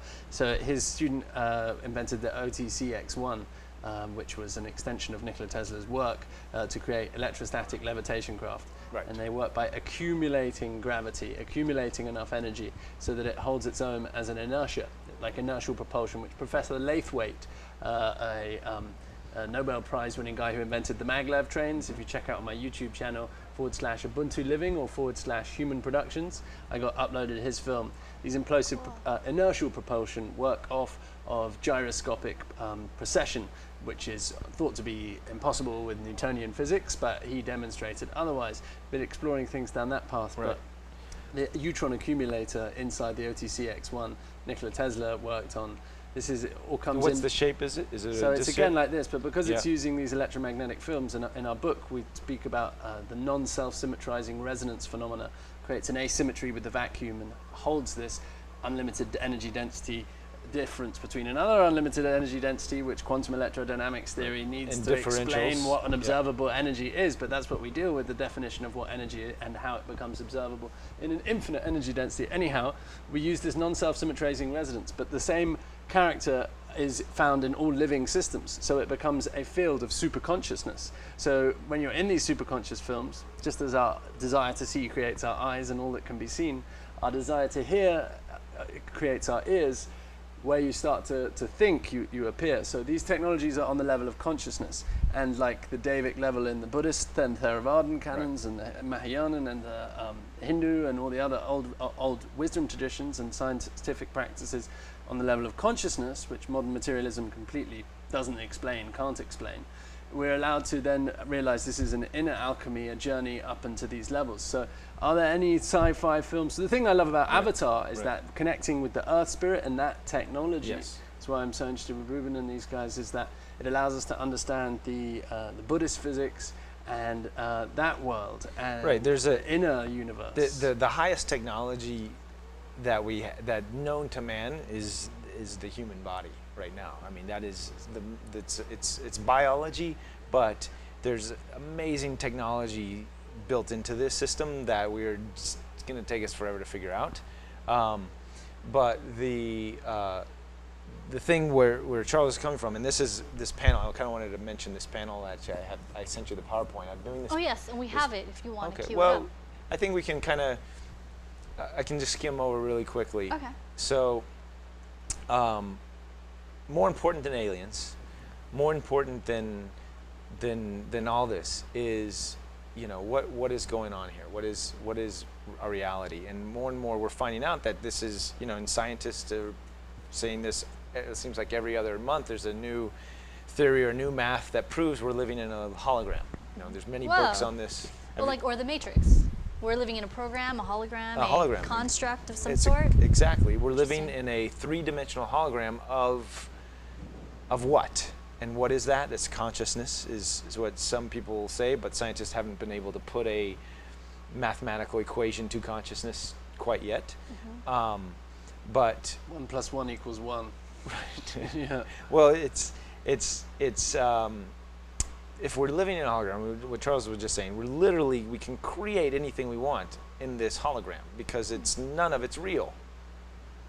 It's literally the Matrix. It's a dream. Sure. It's just another version. I mean, there is reality. There is skin here, and I do go to sleep and I wake up and I'm here. But I don't want people like running around thinking that it's all just a dream. Defining truth and reality, I think, is these super mundane level questions which our society cannot begin to deal with because it hasn't the conscious experience to give experience to the word. Right. Like samadhi, you can explain chocolate really, really well, but unless you've tasted it, you don't know. And you can explain the landscape really, really well, but unless you've seen the sunset, it's not like you can explain that. Right. So if you taste unification consciousness when you're in that state of pure, like the seeing, the seer, and the seen is one stream because you're perfectly one-pointed consciousness. Like Jesus said, let thine eye be single and thy body will be full of light. When you taste samadhi, this unification consciousness, and your mind spreads into the whole region and the whole galaxy, like these states, that stuff is kept out of our culture by our own greed. Our own ego, our own collective egos trying to keep us trapped in the illusion. So what I was saying earlier about the AI coming online, there's enough of the human race now that it's starting to ask these questions, and we're now in a populace of 7 billion plus people that, the population before, we had very few people asking these questions and going as deep as they went. We had, Jesus and Buddha and a couple others. But now, collectively, we're starting to ask the question, and there are people going deep. And that's why I say we're getting to a point where enough people are going to wake up and know that we're sentient beings and we're not just ants. So the power, like the more people are on board with this, the more the question can't get ignored, the more we're going to explore the possibilities. Exactly. Jace, and we collectively create our own reality, and that's what we're doing right now. Jace would agree with you there, and and the thing is, without being, too esoteric with it, he points out, like, think about, the history of humanity.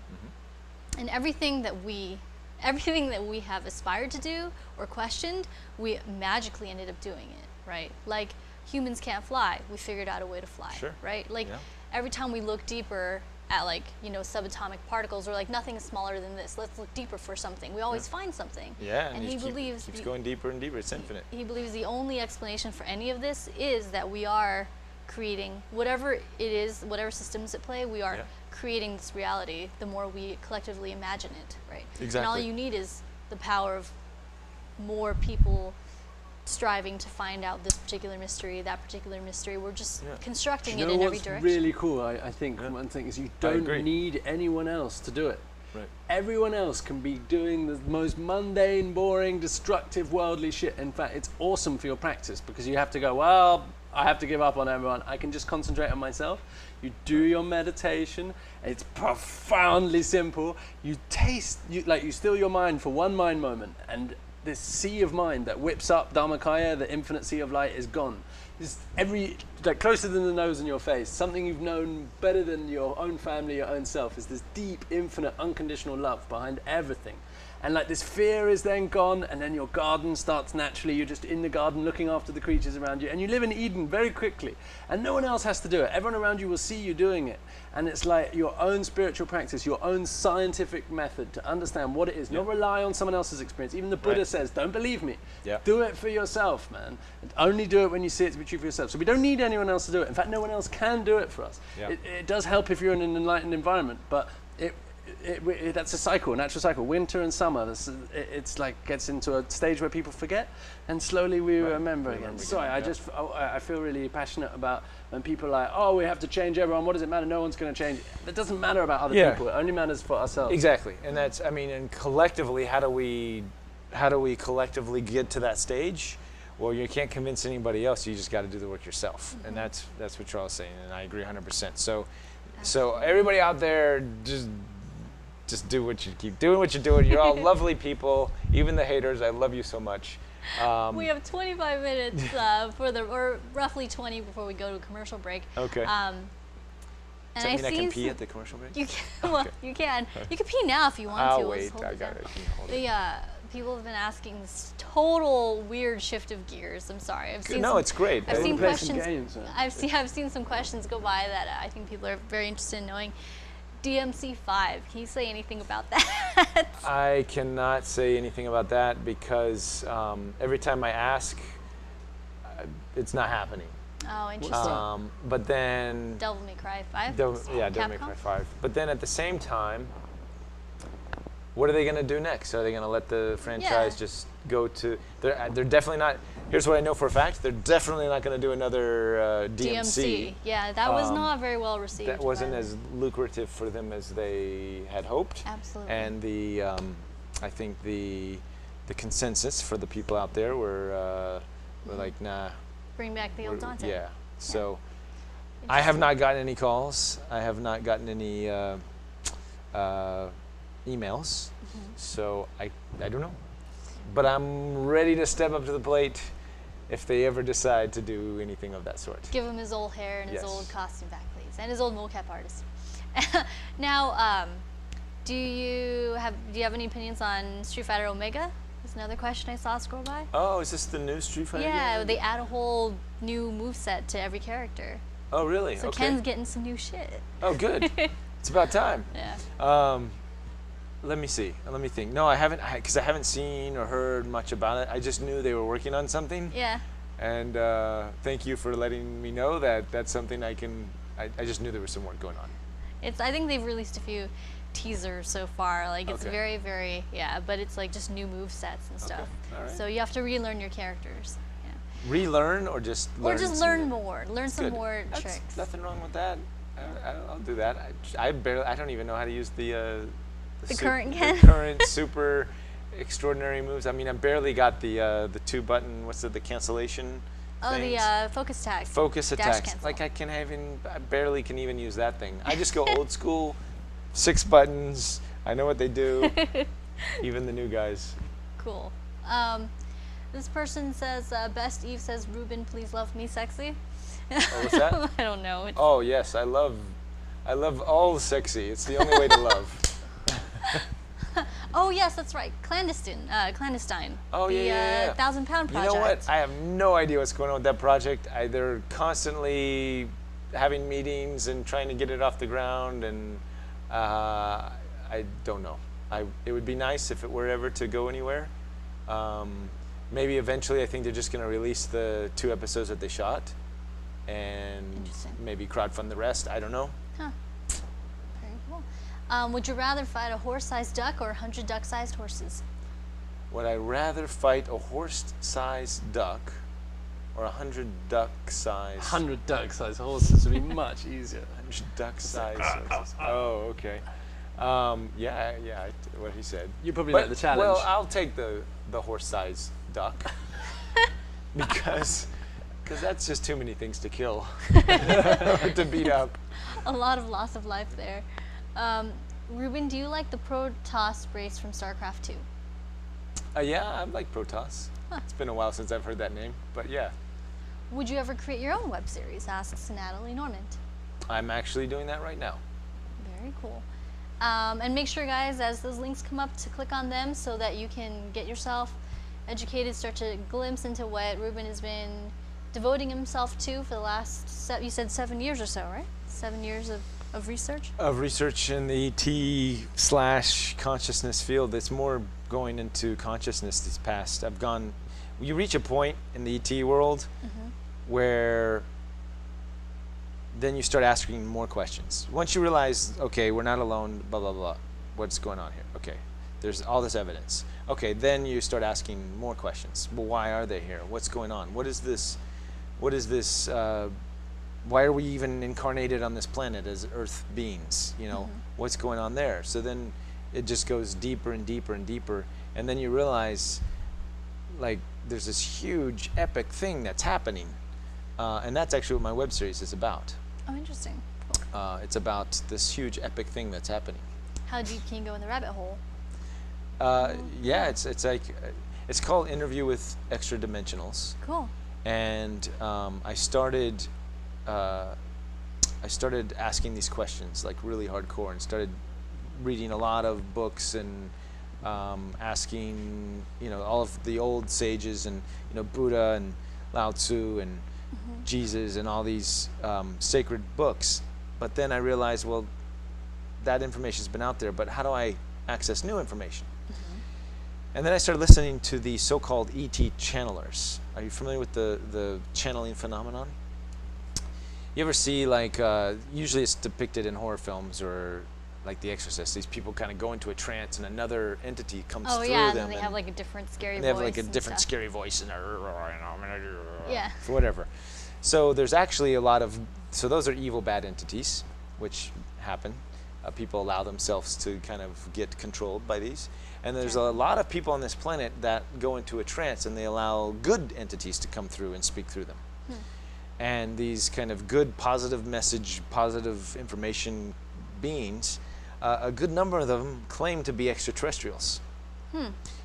From the Pleiades, who we saw earlier, and even reptilians, and we have Octurians, and we have Zeta Reticuli beings, and we have all kinds of beings that are in this kind of, that are able to kind of come through this human realm in that form as a voice, and give incredible information, like information that person I know, and absolutely it does not have that information. They're tapped into some sort of crazy, insane, higher divine force. That's terrifying.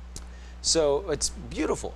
So I've been interviewing these people. So I've been literally going to these people, they go into their trance, and then I have conversations with these beings. That's terrifying, Reuben. Why is it? What if you find out something you're not supposed to know, and then they're going to disappear you, and I don't want you to disappear, then we're not going to be able to have you on the show anymore. There's nothing we're not supposed to know. There's nothing we're not supposed to know. If you're not supposed to know it, you don't know it. And then when you know it, you're supposed to know it. So it's not possible to not know what you're supposed to know.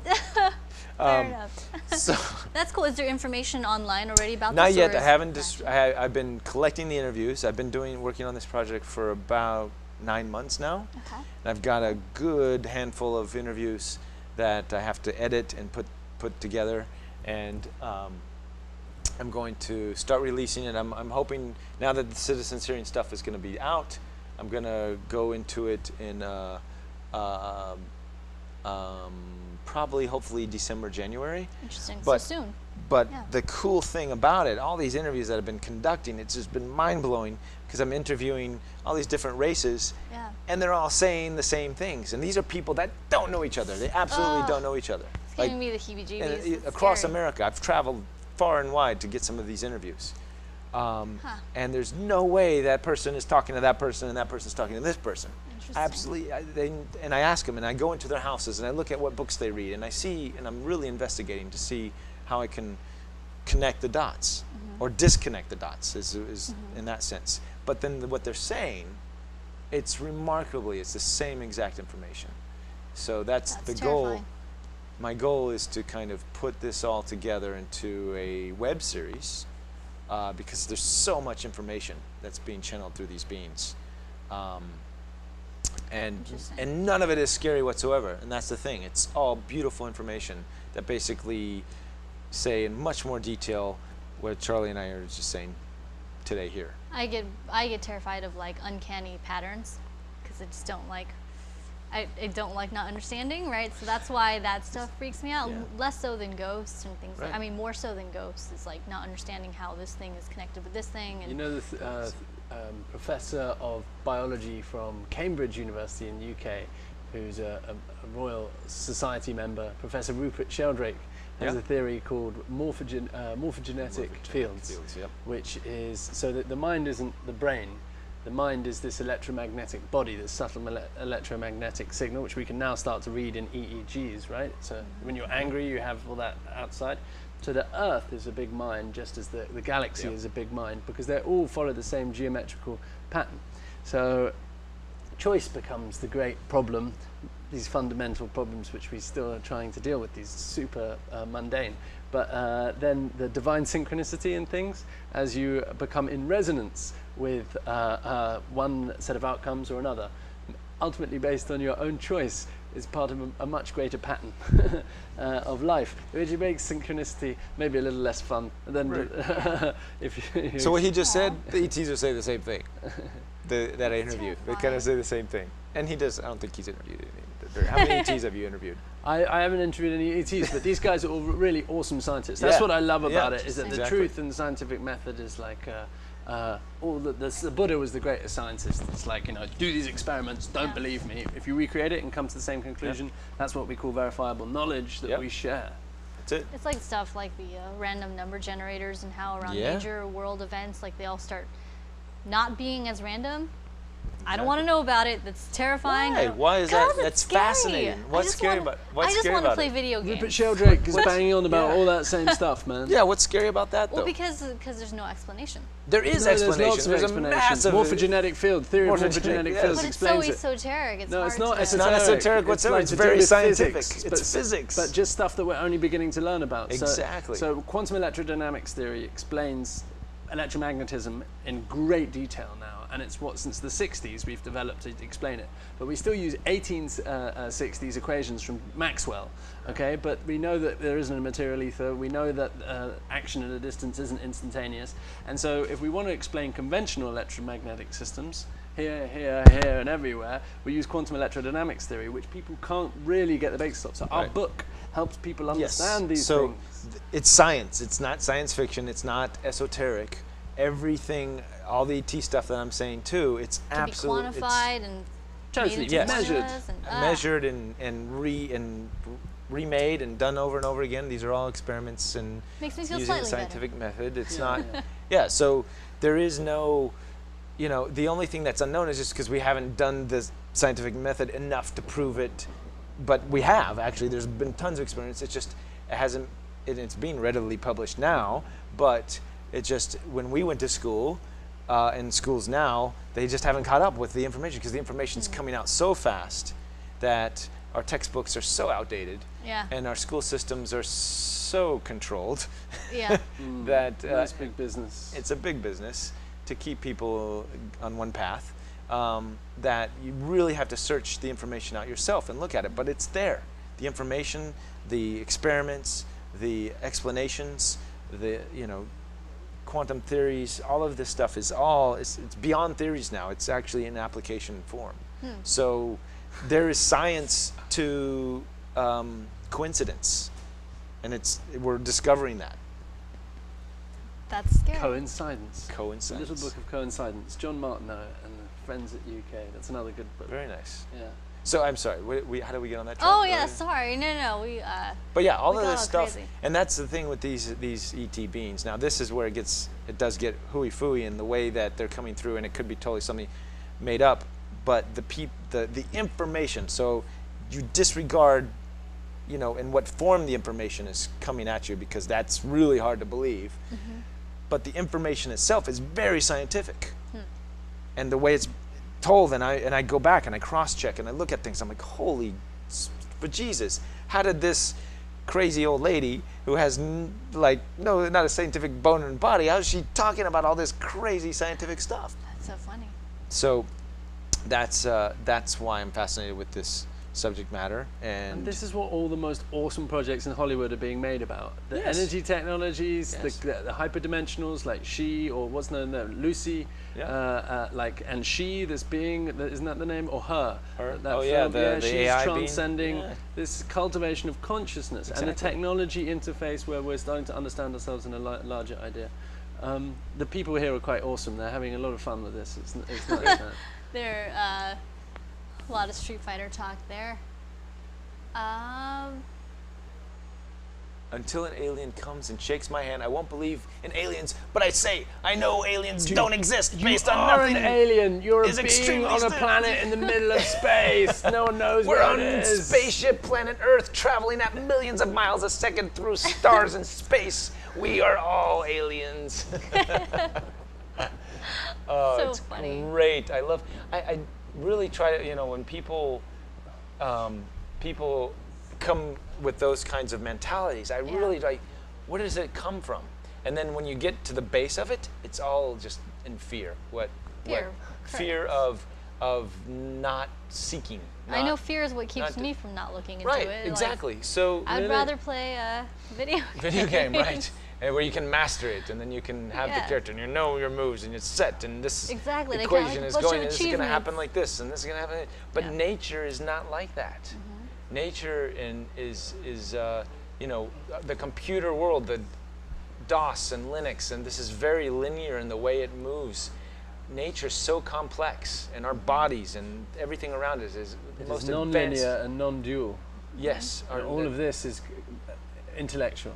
Yes, and we've created these machines, these boxes, and we love it because we know it's going to happen like this.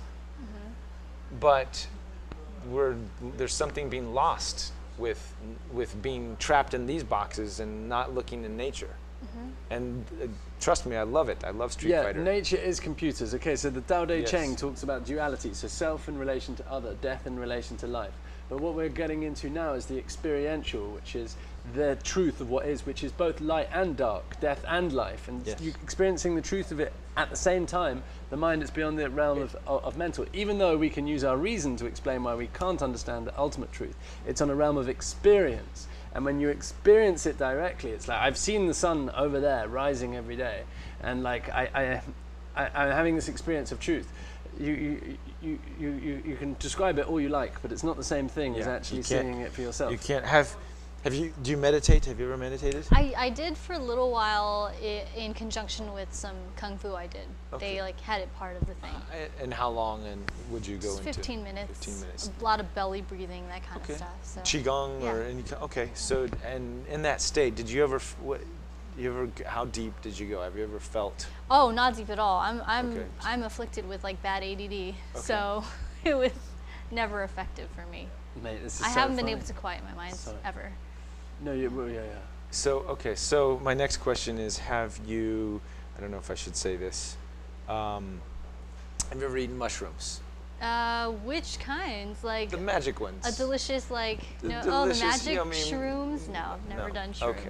All right. There's a place they can take you, and I don't recommend everybody do this, but there's a reason why the ancient cultures used these, I call them shamanic medicines, which magic mushrooms before they were used in the party scene, way back in ancient times. Mushrooms and ayahuasca, which you may have heard about this.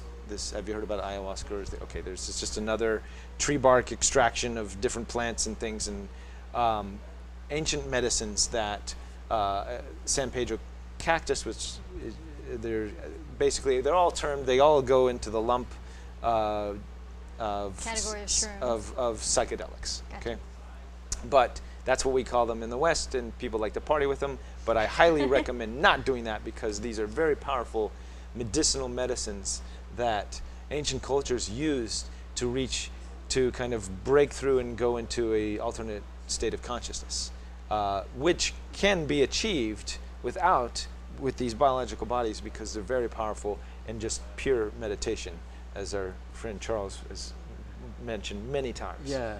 But in this ceremonial state, many of the shamanic ancient cultures would take these medicines with a shaman present, and they would go and they would find out all kinds of problems. They would find they'd find answers to questions that they couldn't receive in the physical state, which the same thing can happen in meditation, but they're just using the aid of these medicinal medicines to do that. There's a state of consciousness that can be reached with these medicines, just like with meditation. In fact, meditation will get you further. that bring you to this kind of experiential realization that we were kind of talking to in certain ways. So I don't want to go too much into that, but I'm just saying that there is a way there to tap into a that higher consciousness. Yeah, there's actually many ways. There's many paths to it, but I'm asking, trying to dig and see where you've been and your journeys through life. Very and questions. shallow. Is that the ad break? Very, very shallow. It's telling us, oh, we shouldn't be in commercial right now. Okay, we're gonna pop back. That was supposed to be our 5-minute mark, but it looks like it hopped us to commercial instead. Okay. Oh, mate. We are at our 5-minute mark. Yeah, so shouldn't we have 5 minutes left to talk about it? Or just to wrap out? Okay. Yeah, let's see, can he turn off the commercial so we could do a conclusion? What's that? I think Oh, he's doing it? Okay, that's good. Okay. Everything got reset when we did the construction. We literally that was Jace's office right there. Oh wait, Here we are. and we're back. Okay, I think we're back. Okay, cool. I keep seeing this question. Who's your favorite Ultra brother? I love Ultra 7 just because you could. Yeah. Okay, good. I saw that question pop up a couple times. Yeah, well, guys, we're going to have to wrap it out, Yes. I believe. This has been always very enlightening, and you're very controversial, and you always draw a huge crowd here, Reuben. We had at peak, you know, I'm sure that we're going to have huge numbers that come in. I'll send those metrics to you, but anything that you want to say as a closing remark in general when it comes to your work, you guys should definitely check that out. Click on any of those links that appeared in the chat, but or even here's a question to end out with, honestly. Do you think we're obviously among people who really care about video games. Yes. How do they temper their love for video games with, you know, this very insulated, immersive world with what you believe they should be focusing their attention on? Life is a video game, and we're all in a holographic video game reality.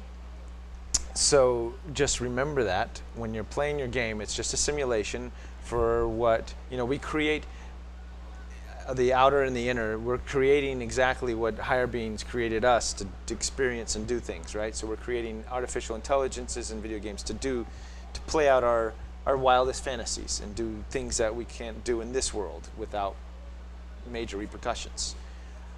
So just remember that. Remember that life is just as much as fun and crazy as that world in there. And don't get too caught up in any of it because it's all just a game. It's all just a game. So technically we were supposed to go out by 55, so Okay. whenever you'd like to wrap up. Okay, he's ready to cue us into commercial? Yes, you can cue me. Cool, guys. Well, Thank you are you very ready? much. Thank you Yes, both thank you. so Yeah, much cool, good fun. for entertaining the troops, whether they're enlightened or simply entertained. We're always grateful to have you by.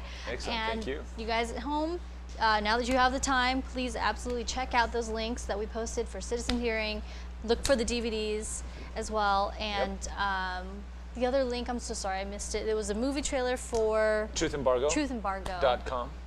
Indeed. Citizenhearing.org, truthendembargo.com, and look out for our interview with Ed, Extra Dimensionals. Can I chuck in an extra Oh, on yes, that? get all his- this, he's all, gotta the, all promote this some stuff. meditation stuff, right? Yes. And all that, and the scientific research. If you're doing it for yourself to get over the fear, you can destroy your ego and get to like beyond just the ideas into the experiential truth. Because if there is a divine love behind everything, suppose there is, and you don't find out for yourself, not on the level of I believe, but that you understand how it works and what it is, you're really missing out on the real game and how to play it. Okay, so that's a huge loss, just by chance. But once you do, if that is the case and that is true, and you do find out for yourself, then there's no fear. You're not afraid of yourself being taken apart. So you can go and really work with what your heart wants to do, not what you feel like pressured into, because your heart ultimately is like this divine intelligence. That is the divine intelligence, and not the artificial one. And the games and the stories and the movies, they're all starting to tell that story. Yeah. Yeah. That's my little feeling. Thank Thank you so much for having us. You're Beautiful. awesome, man. Now, thanks to all you guys who are watching. Stay tuned. We're going to go to a short commercial break, and then when we come back, we're going to be playing video games. Awesome. Yay! Yeah. Neo?